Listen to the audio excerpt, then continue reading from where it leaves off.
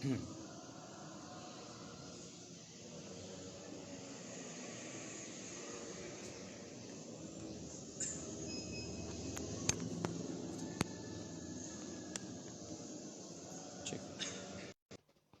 cek, cek, cek sound.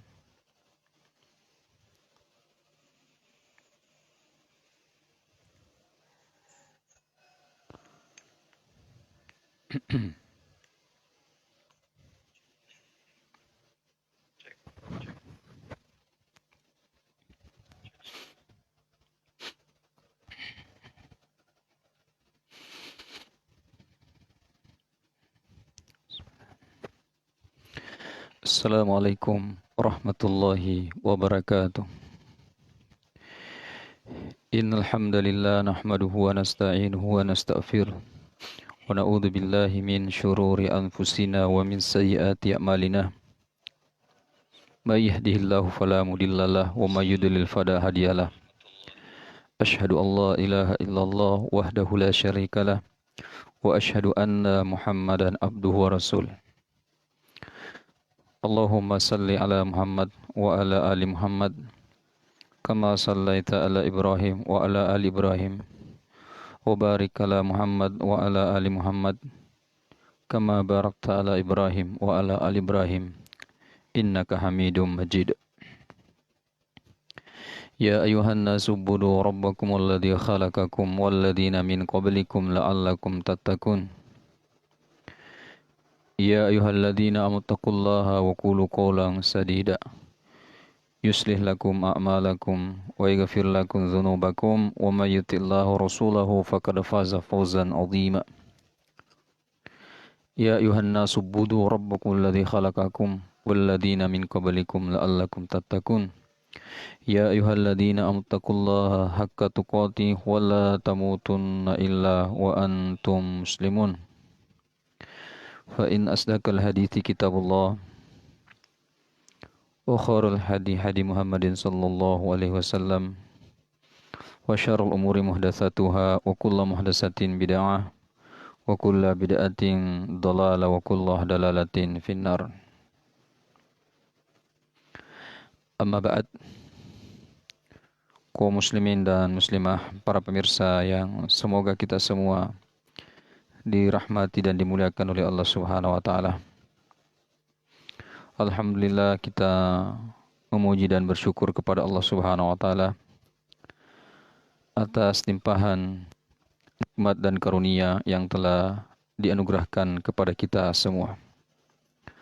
Dan mari kita bersalawat kepada beliau, pemimpin umat, manusia terbaik sepanjang zaman, yaitu Nabi Muhammad sallallahu alaihi wasallam.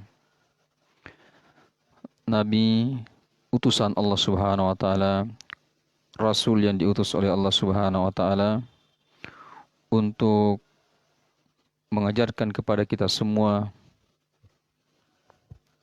untuk mencontohkan kepada kita semua bentuk-bentuk peribadatan kepada Allah Subhanahu wa taala. Nabi Muhammad sallallahu alaihi wasallam adalah manusia yang sengaja dipersiapkan oleh Allah Subhanahu wa taala, yang sengaja diutus oleh Allah Subhanahu wa taala untuk membawa risalah agama Islam yang mulia ini, yang di dalamnya ada syariat-syariat, hukum-hukum yang telah ditetapkan oleh Allah Subhanahu wa taala untuk kita amalkan, untuk kita aplikasikan dalam kehidupan kita di atas dunia ini sebagai bekal, sebagai modal persiapan kita untuk keselamatan di kampung akhirat kelak.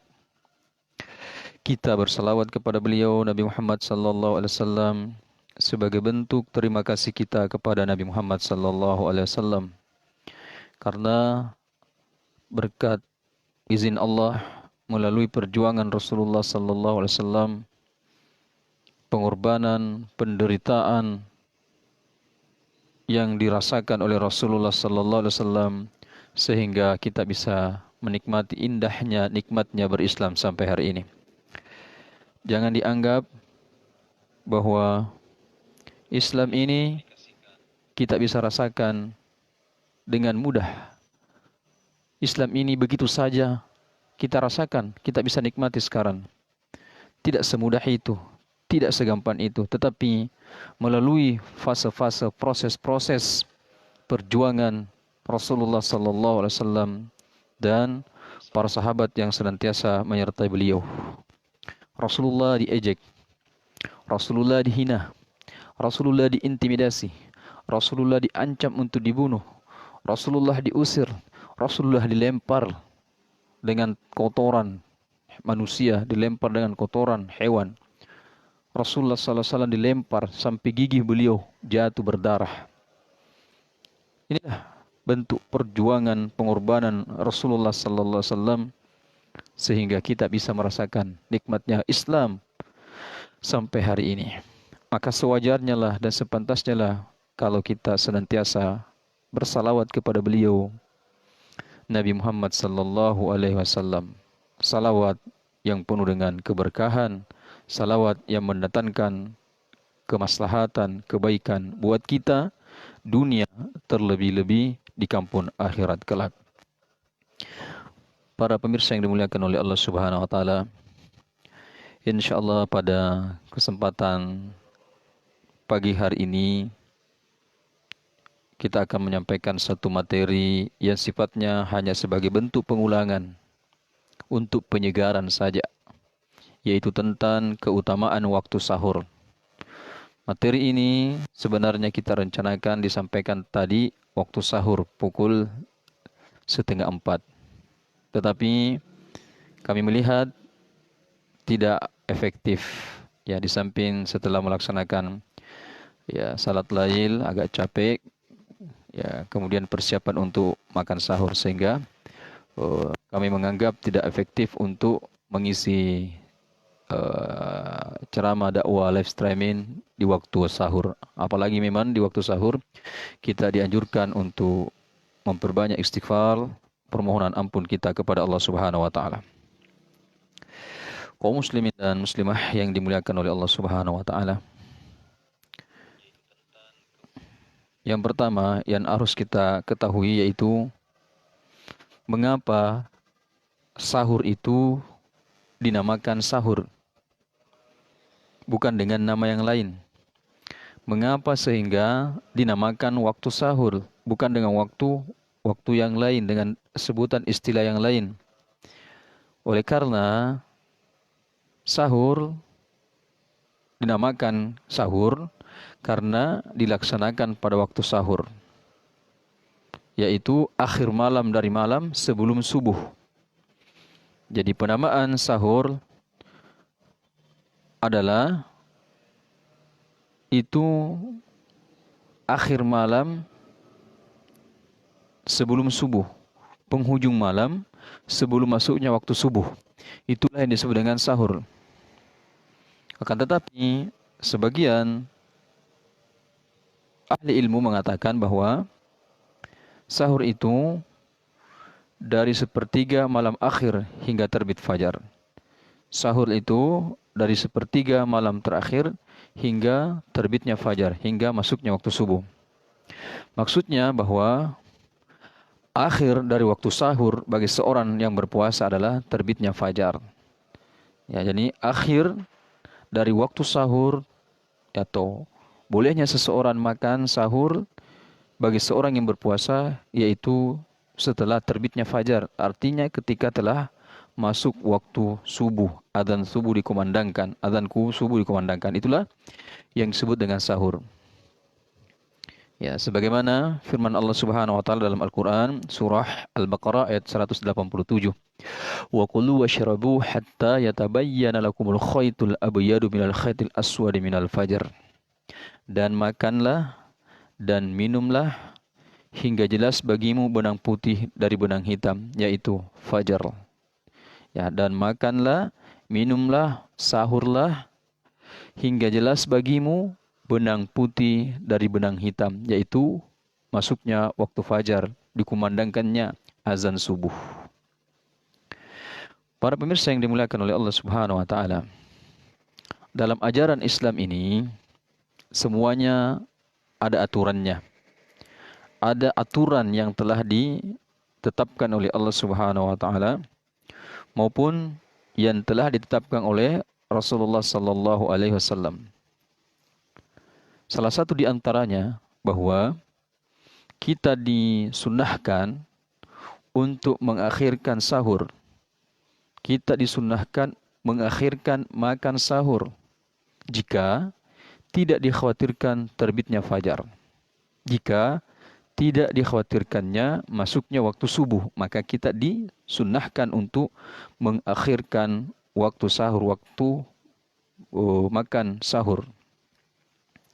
Kita lihat riwayat Al-Imam Bukhari dan Al-Imam Muslim dari Anas radhiyallahu anhu, dari Zaid bin Harith radhiyallahu anhu, ia berkata bahwa kita bersahur bersama Nabi sallallahu alaihi wasallam, lalu setelah itu kita mendirikan salat. Ya. Kita, kata Zaid bin Harith radhiyallahu anhu, menyampaikan bagaimana pengalaman beliau ketika bersama dengan Rasulullah sallallahu alaihi wasallam. Beliau mengatakan, Zaid bin Harith ini mengatakan bahwa kita bersahur bersama Nabi sallallahu alaihi wasallam, lalu kita mendirikan salat. Kemudian ditanya, berapa lamakah antara keduanya? Kemudian ia berkata 50 ayat. Maksudnya bahwa jarak antara sahur dengan waktu subuh itu sekitar seperti orang membaca 50 ayat. Jadi jarak antara sahur dengan masuknya waktu subuh itu seperti lamanya orang membaca 50 ayat. Ya, itu. Kemudian Al-Imam Al-Baghawi mengatakan bahwa para ulama telah bersepakat untuk mengakhirkan makan sahur. Mengakhirkan makan sahur. Ini kesepakatan para ulama kaum muslimin, ijma' para ulama kaum muslimin untuk menganjurkan mengakhirkan makan sahur. Jadi makan sahur itu bukan jam 1 malam. Makan sahur itu bukan jam 2 malam. Makan sahur itu bukan jam 3 malam. Tetapi makan sahur itu minimal pukul 4. Itu waktu sahur yang afdal, waktu sahur yang baik. Yaitu sekitar pukul 4. Kita makan, setelah itu kita berhenti dari makan. Ya, antara setelah kita berhenti makan dengan masuk waktu subuh itu sekitar seseorang membaca 50 ayat. Kemudian para pemirsa yang dimuliakan oleh Allah Subhanahu wa taala, yang perlu kita pahami tentang hukum makan sahur. Hukum makan sahur yaitu hukumnya mustahab, bukan wajib. Hukumnya mustahab, disunnahkan bagi orang yang berpuasa, bagi orang yang hendak berpuasa. Karena Nabi sallallahu alaihi wasallam pernah bersabda dalam sebuah hadis yang sahih bahwa tasahharu fa inna fi sahari barakah. Bersahurlah kalian karena dalam sahur itu terdapat keberkahan. Jadi Rasulullah sallallahu alaihi wasallam memerintahkan kepada kita umatnya agar bersahur karena dalam sahur itu ada keberkahan. Jadi bukan hanya sekedar makan untuk menguatkan fisik kita untuk melaksanakan ibadah puasa, bukan. Akan tetapi di balik semua itu ada keberkahan di waktu sahur. Makanya Rasulullah mengatakan, tasahharu fa inna fi sahuri barakah. Bersahurlah kalian karena sesungguhnya dalam bersahur itu terdapat keberkahan. Ada keberkahan itu adalah kebaikan yang banyak, kebaikan yang berlipat-lipat, kebaikan yang berlipat ganda, itulah keberkahan. Kemudian dalam riwayat yang lain, Nabi kita Muhammad sallallahu alaihi wasallam juga bersabda bahwa pembeda antara puasa kita umat Islam dengan puasanya ahlul kitab adalah makan sahur. Artinya apa? Bahwa orang-orang ahli kitab juga itu mereka berpuasa. Ahli kitab itu mereka berpuasa. Orang-orang Nasrani itu mereka juga berpuasa, melaksanakan puasa sesuai dengan syariat yang diturunkan kepada mereka pada waktu itu. Nah, kita juga umat Islam memiliki syariat puasa. Agar puasa kita berbeda dengan orang-orang ahlu kitab, yang mana ahlu kitab ini mereka berpuasa tanpa makan sahur. Nah, agar kita berbeda dengan mereka, maka Rasulullah sallallahu alaihi wasallam menganjurkan kita makan sahur karena sahur itu adalah pembeda antara puasa umat Islam dengan puasanya ahlul kitab. Dan di hadits yang lain Rasulullah pernah mengatakan bahwa man tashabbahu biqaumin fahuwa minhum. Barang siapa yang menyerupai suatu kaum, maka dia termasuk kaum tersebut.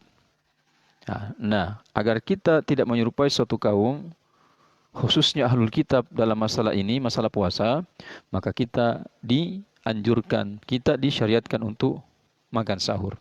Maka kaum muslimin yang dimuliakan oleh Allah Subhanahu wa taala, ketika kita makan sahur untuk berpuasa, berarti kita telah menyelisihi ahlul kitab. Kita sudah berbeda dengan ahlul kitab. Kemudian kita lihat penjelasan ulama kita, Al-Imam Nawawi, beliau berkata bahwa artinya pemisah dan pembeda antara puasa kita dengan puasa mereka. Siapa mereka? Yaitu ahlul kitab, yaitu pada sahur. Oleh karena kata Imam Nawawi, mereka ahlul kitab tidak bersahur. Jadi mereka berpuasa itu tanpa ada sahur, tidak bersahur. Sedangkan kita umat Islam, umat Nabi Muhammad SAW dianjurkan untuk bersahur. Dianjurkan kita untuk bersahur. Ya. Kemudian sahur ini dapat berupa sesuatu yang paling sedikit untuk disantap oleh seseorang, baik berupa makanan maupun minuman. Jadi ukurannya itu relatif, tergantung dari kebutuhan kita, porsi kita makan sahur itu berbeda-beda. Orang yang seperti saya mungkin porsinya hanya 1 piring sudah cukup, dengan lauk, dengan sayur, air 1 gelas, 2 gelas, kurma beberapa biji sudah cukup. Tetapi saudara-saudara kita yang lainnya yang memiliki tubuh yang lebih besar, ya memiliki pekerjaan di siang hari, mungkin menguras tenaganya di bulan Ramadan ketika dia berpuasa, maka tentu mereka membutuhkan makanan dengan porsi yang lebih banyak. Jadi ini ukurannya relatif, tergantung dari kebutuhan kita. Baik para pemirsa kaum muslimin dan muslimah yang semoga kita semua dirahmati dan dimuliakan oleh Allah Subhanahu wa taala. Nah, kita sudah tahu tadi bahwa keutamaan dan keberkahan waktu sahur itu, bahwa waktu sahur itu ada keberkahan, kebaikan yang banyak. Maka kita diperintahkan untuk makan sahur. Walaupun hanya 1 teguk air, ataupun hanya 1 susuap nasi, ataupun 1 biji kurma, intinya kita bersahur. Yang sekali lagi itu relatif. Diriwayatkan dari Al-Irbad bin Sariyah radhiyallahu anhu, ia berkata, jadi Al-Irbad bin Sariyah radhiyallahu itu berkata bahwa aku telah mendengar Rasulullah sallallahu alaihi wasallam memanggil seseorang untuk makan sahur.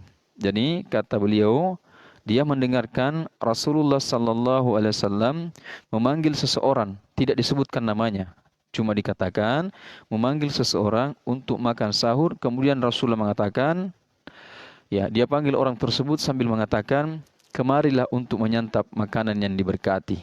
Jadi Rasulullah ketika memanggil seseorang untuk bersahur, sambil memanggil orang tersebut, maka beliau mengatakan, kemarilah, datanglah kemari untuk menyantap makanan yang diberkati, yaitu makanan di waktu sahur. Kaum muslimin dan muslimah, para pemirsa yang dimuliakan oleh Allah Subhanahu wa taala. Makan sahur ini memiliki keberkahan dunia dan akhirat. memiliki kebaikan yang banyak di dunia ini dan juga di akhirat tentunya.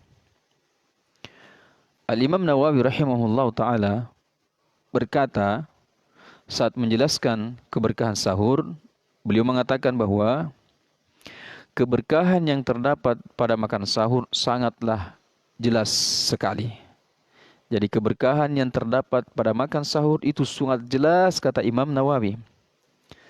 Karena ia menguatkan untuk berpuasa. Nah, ini manfaatnya salah satu di antaranya itu menguatkan orang yang hendak berpuasa. Ada persiapan makanan, ada persiapan minuman yang bisa menjadi energi kekuatan kita di siang hari ketika kita berpuasa, ketika masuk imsak sampai masuk berbuka sekitar 12 jam lamanya kurang lebih, itu kita menahan. Maka pada seperti itu ketika kita makan sahur maka kita kuat, berbeda dengan ketika kita tidak makan sahur.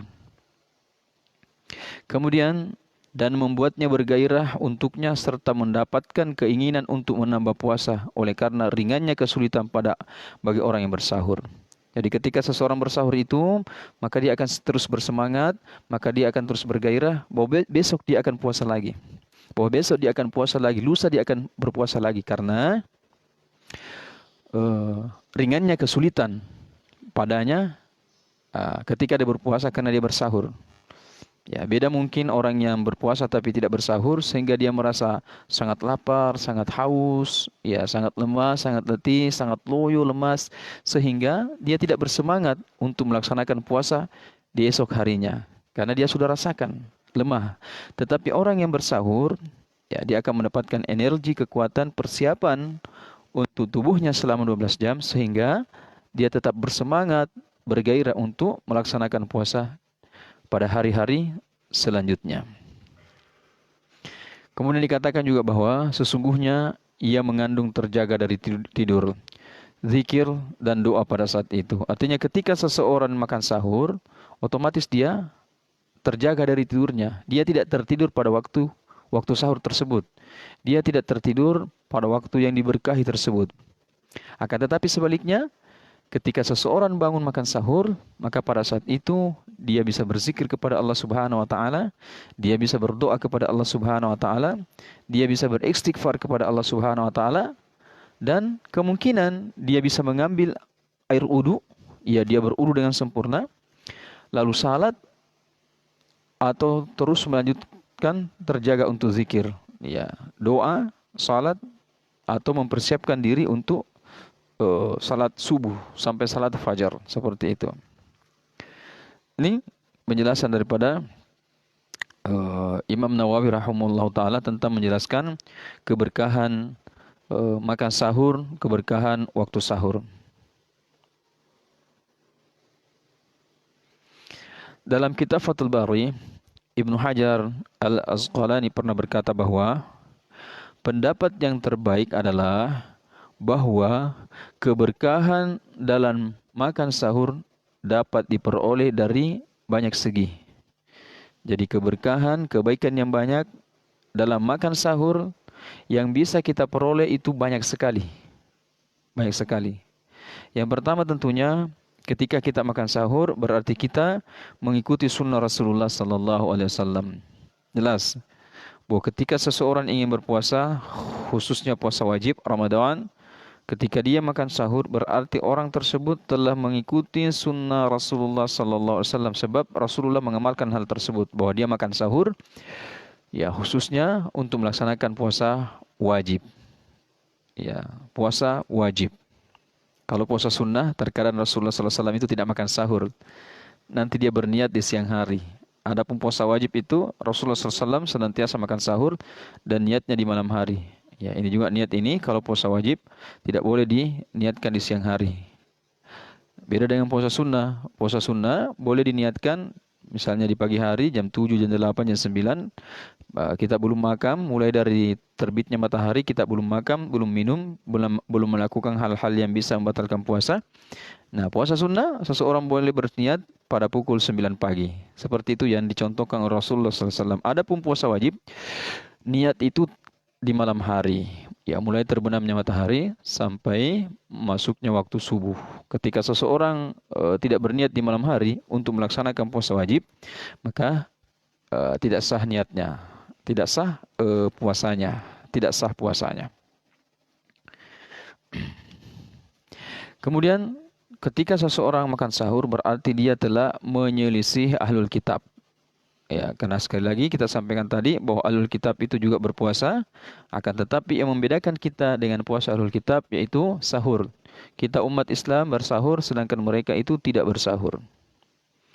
Kemudian keberkahan dalam sahur itu menunjukkan takwa kita kepada Allah Subhanahu wa taala dengan beribadah.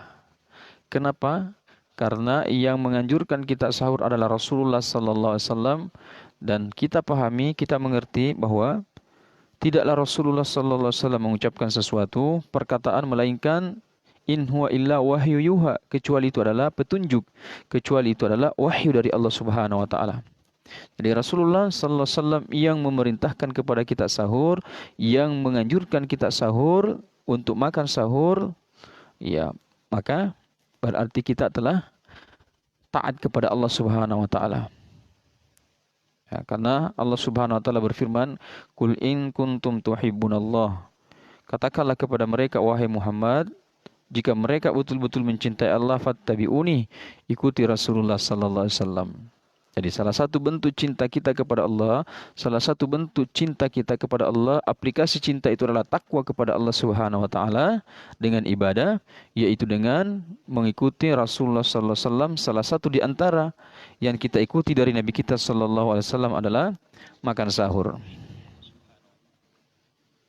Ya. Itu secara singkat penjelasan daripada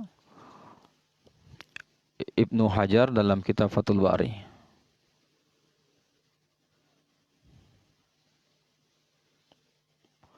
Kemudian di antara keutamaan-keutamaan yang disebutkan oleh Rasulullah sallallahu alaihi wasallam bagi orang yang makan sahur adalah Allah Subhanahu wa taala dan para malaikatnya bersalawat kepada orang-orang yang makan sahur. Coba bayangkan. Allah Subhanahu wa taala dan para malaikatnya yang mulia yang senantiasa tunduk taat kepada Allah Subhanahu wa taala, tidak pernah sedikit pun membangkang kepada Allah Subhanahu wa taala. Ini Allah Subhanahu wa taala dan para malaikatnya akan bersalawat kepada orang-orang yang makan sahur. Jadi bukan hanya sekedar makan untuk kuat berpuasa, tidak. Tetapi betul-betul di sana ada keberkahan, ada keutamaan yang sangat besar. Bahwa Allah Subhanahu wa taala bersalawat kepada kita yang makan sahur. Bukankah ketika Allah Subhanahu wa taala bersalawat kepada kita, memberikan keselamatan kepada kita, memberikan keberkahan kepada kita, memberikan rahmat kepada kita, bukankah ini adalah sebuah bentuk keutamaan yang sangat besar yang diberikan oleh Allah Subhanahu wa taala kepada hamba-hambanya? Ya, kita lihat haditsnya, hadits yang sahih yang diriwayatkan oleh Imam Ahmad, di mana Rasulullah sallallahu alaihi wasallam menyampaikan kepada kita bahwa makan sahurlah adalah keberkahan. Abu Sa'id Al-Khudri radhiyallahu anhu tentang meriwayatkan dari Nabi sallallahu alaihi wasallam bahwa Nabi sallallahu alaihi wasallam bersabda, makan sahur adalah keberkahan. Jadi makan sahur adalah keberkahan, maka janganlah kalian meninggalkannya walaupun hanya berupa seteguk air. Coba bayangkan, karena begitu berkahnya makan sahur ini, maka Rasulullah mengatakan, janganlah kalian meninggalkannya, janganlah kalian meninggalkan makan sahur walaupun hanya berupa seteguk air, walaupun hanya seteguk air yang kita miliki karena waktu sudah mepet misalnya, hanya seteguk air. Ya. Karena makan sahur adalah keberkahan. Karena Allah Subhanahu wa taala dan malaikatnya bersalawat kepada orang-orang yang bersahur. Ya. Karena Allah Subhanahu wa taala dan para malaikatnya itu senantiasa bersalawat kepada orang-orang yang bersahur, orang-orang yang makan sahur. Maka kaum muslimin dan muslimah yang dimuliakan oleh Allah Subhanahu wa taala, sepantasnya lah kita sebagai muslim dan muslimah yang mengaku cinta kepada Rasulullah sallallahu alaihi wasallam yang mengaku cinta sunnah-sunnah Rasulullah SAW, mengikuti sunnah-sunnah Rasulullah SAW, maka kita harus mengikuti Nabi Sallallahu Alaihi Wasallam dalam perbuatannya, termasuk diantaranya yaitu makan sahur, sehingga kita bisa memperoleh yang namanya keberkahan dan kita bisa mendapatkan manfaat-manfaat, keutamaan-keutamaan, baik itu keutamaan di dunia maupun keutamaan di akhirat kelak. Kemudian yang ingin kita sampaikan pula pada kesempatan kali ini, terkadang di antara saudara-saudara muslim kita itu menyanyiakan waktu sahur. Ya, di bulan Ramadan misalnya ada yang bangun setelah salat, misalnya salat tahajud atau salat lail kemudian dia sahur. Setelah sahur dia tidak memanfaatkan waktu sahur tersebut dengan sebaik-baiknya, malah dia gunakan pada hal-hal yang tidak mendatangkan manfaat. Dia justru menggunakan waktu tersebut untuk hal-hal yang sia-sia, tidak mendatangkan kebaikan dunianya dan tidak mendatangkan kebaikan akhiratnya. Jadi ada amalan-amalan yang terkadang dilupakan oleh kaum muslimin di waktu sahur. Padahal amalan itu sungguh sangat jelas disampaikan oleh Rasulullah sallallahu alaihi wasallam, bahkan disampaikan oleh Allah Subhanahu wa taala di dalam Al-Qur'an. Ya, ini kita ulangi bahwa umumnya orang menggunakan waktu sahurnya hanya untuk makan, hanya sekedar makan, kemudian minum, kemudian ada yang nonton televisi dan lain-lain sebagainya. Padahal waktu sahur adalah waktu yang sangat istimewa untuk beribadah kepada Allah Subhanahu wa taala. Mengapa sehingga waktu sahur itu istimewa? Karena Allah Subhanahu wa taala mendekat ke seluruh hambanya ketika waktu sahur. Allah Subhanahu wa taala mendekat ke seluruh hambanya ketika waktu sahur. Dan Allah Subhanahu wa taala menawarkan kepada semua hambanya yang bersimpu di hadapannya.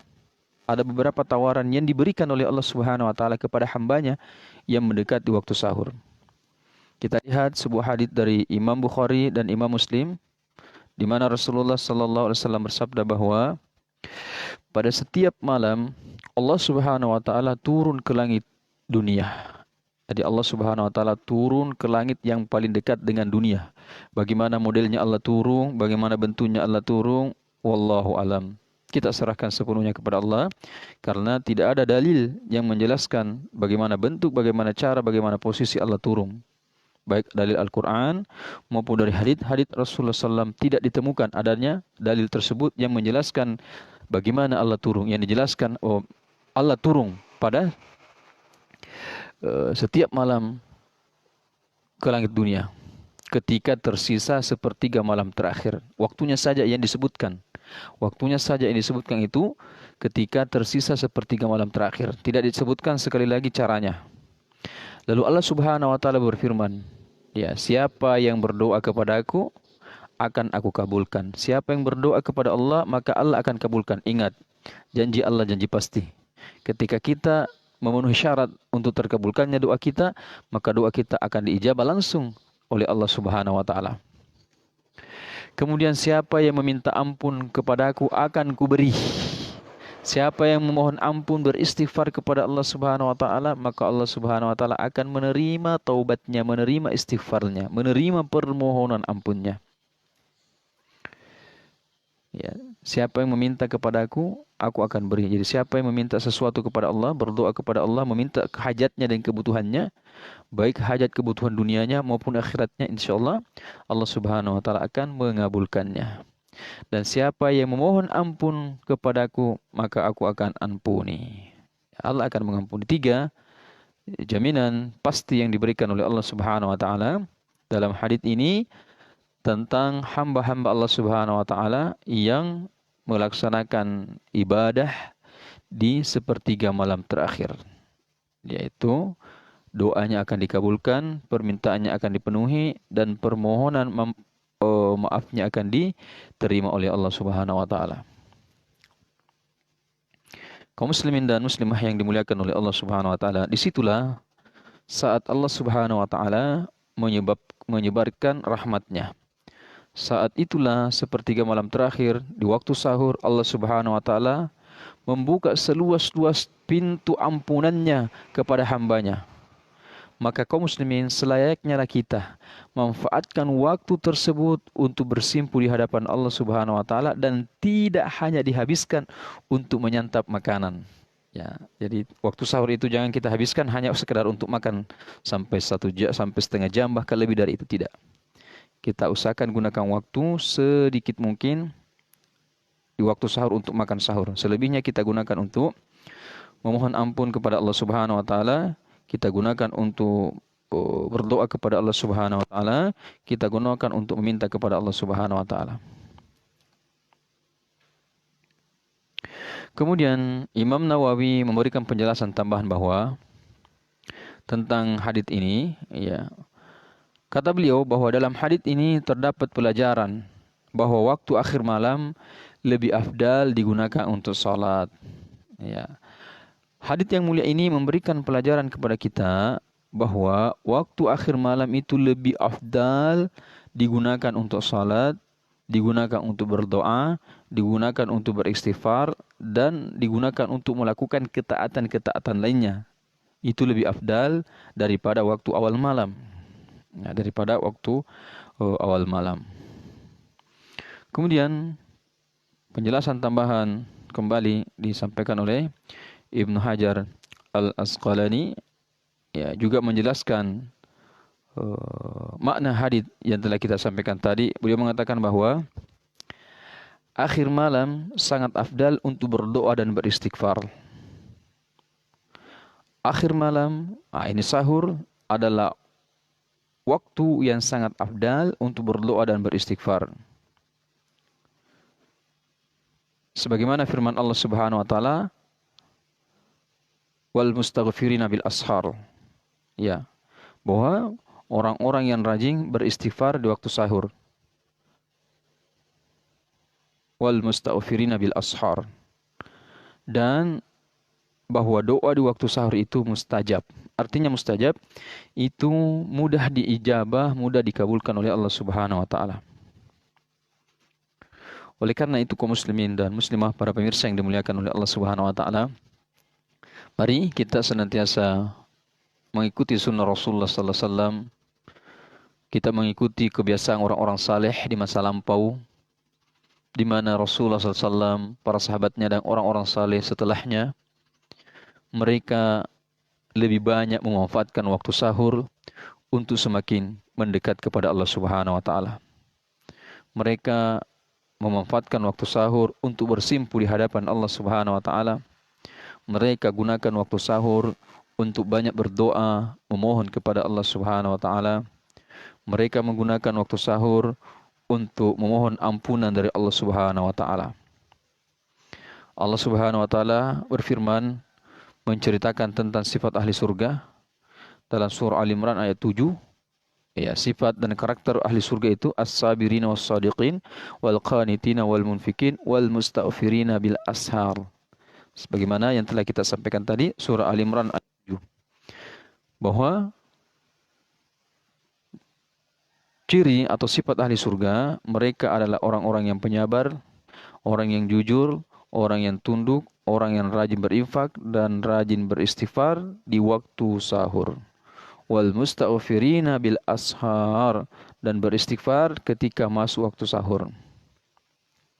Kemudian Ibnu Katsir memberikan komentar tentang ayat ini. Beliau mengatakan bahwa ayat ini, yaitu ayat as-sabirina was-sadiqina wal qanitina wal munfikina wal mustaghfirina bil ashar. Ayat ini, kata beliau, menunjukkan keutamaan memperbanyak istighfar di waktu sahur. Ayat mulia ini menunjukkan keutamaan, fadilah, kelebihan beristighfar di waktu sahur. Kapanpun kita boleh beristighfar. Tetapi waktu yang paling tepat, waktu yang paling afdal, waktu yang paling baik beristighfar kepada Allah, yaitu di waktu sahur. Sebagaimana sekali lagi ayat dari surah Al-Imran, wal mustaghfirina bil ashar, dan rajin beristighfar di waktu sahur, memperbanyak istighfar di waktu sahur.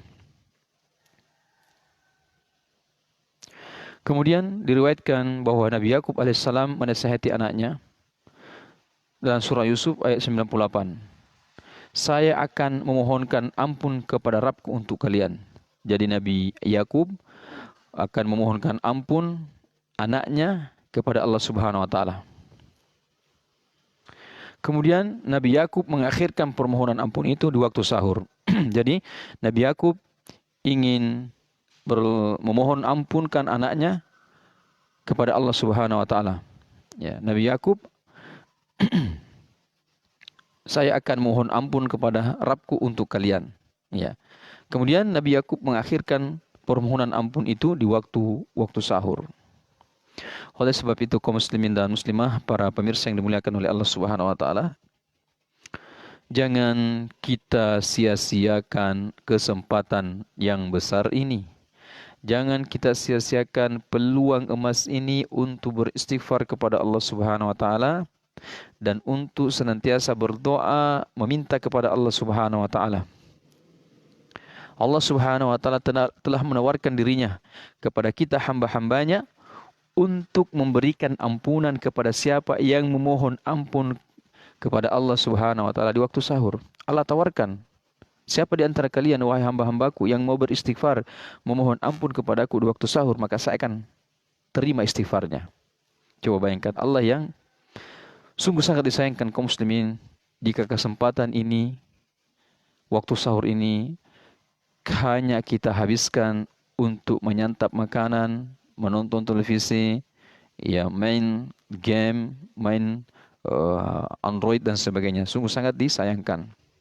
Ya, yang lebih menyayangkan lagi ketika waktu ini digunakan untuk hanya sekedar merokok, menunggu masuknya waktu imsak.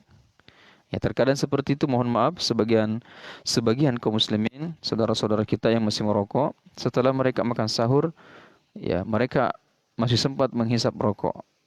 Justru sebaiknya di waktu tersebut tidaklah merokok, tetapi berdoa kepada Allah, memohon ampun kepada Allah Subhanahu wa taala, bukan malah melakukan maksiat dosa, yaitu merokok. Ya, kita gunakan sisa waktu kita setelah sahur untuk banyak memohon ampun kepada Allah Subhanahu wa taala. Ya, semoga dengan ini Allah Subhanahu wa taala mengampuni dosa-dosa kita, karena tidak ada di antara kita satupun yang tidak luput dari dosa, semuanya kita pasti berdosa.